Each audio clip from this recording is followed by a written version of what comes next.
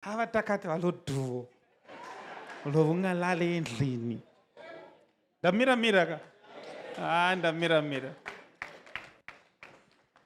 ndoda kuti Mwari akuitirei zvakanaka. Makadi mama? Makasunga kutaura nenera? Amen. Are you sure? Amen. Wait on.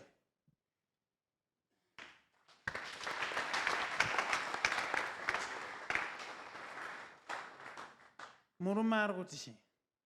Murume ari kunditi tiri kutadza kuirana namai wangu saka bheta uende kumba kwenyu.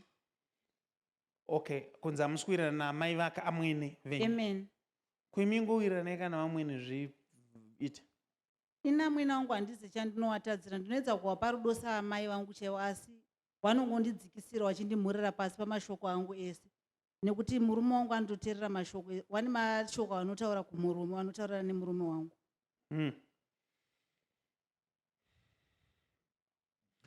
Now magona mauya kuimba yaMwari, so I'm going to assist you munzwe kwepfungwa yaMwari kuti iri kudii pamusoro pemarriage yenyu.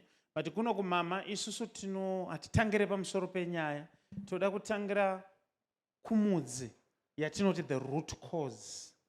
So ndadzoka in the realm of the spirit, ndatarisa ndikanoona kuti pane moments ekuti pane hope dzamunorota, but hope idzi dzinotyisa. Amen. Ndinorota hope dzinotyisa. Ndinorota ndichipiwa nyama asi nyama yandigamuchiri. Ndorota ndiri kumakuva ndichinetsana ndenichiona anenge akaita semunhu asi ndenichiona kuzasi.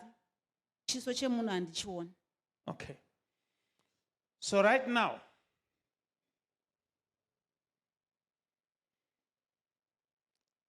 ndanzi ndikuudzei kuti dambudziko raminaro ndere kuti amwene wenyu vanoroya. Musacheuka yenyu, hapana hama iripo, dowari. Nongwa kuchika kuti pamwe wabhondorwa kapaine hama yemurume ukaripiswa, dowari mama. Dowari.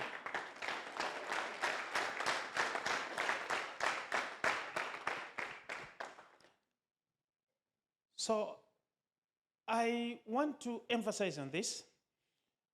Kurota kwamunenge muchiita muri kumakuva muchipiwa nyama, pamwe pacho muchiramba, asi fese hamusikuiona.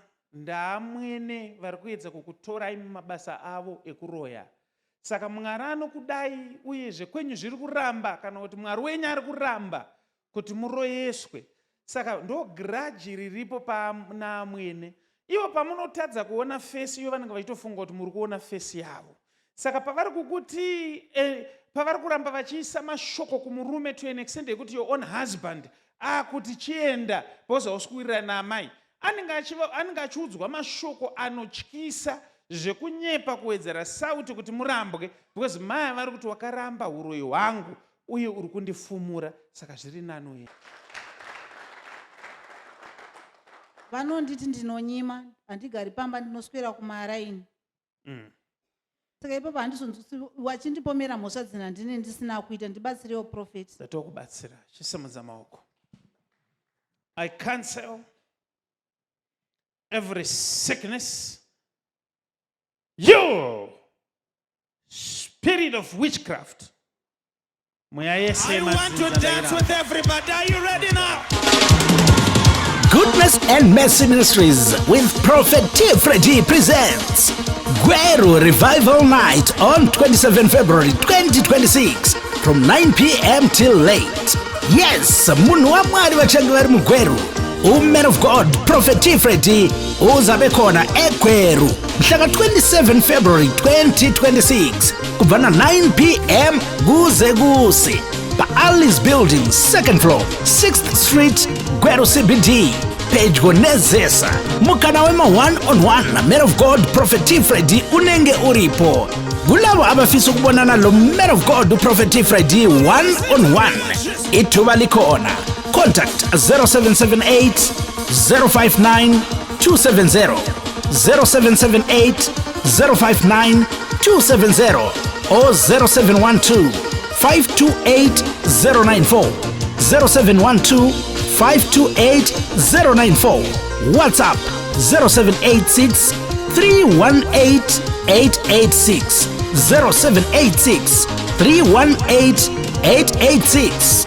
27 February 2026, Gweru Revival Night na Prophet T-Freddy, le Goodness and Mercy Ministries, the home of prophecy, deliverance, word and prayer.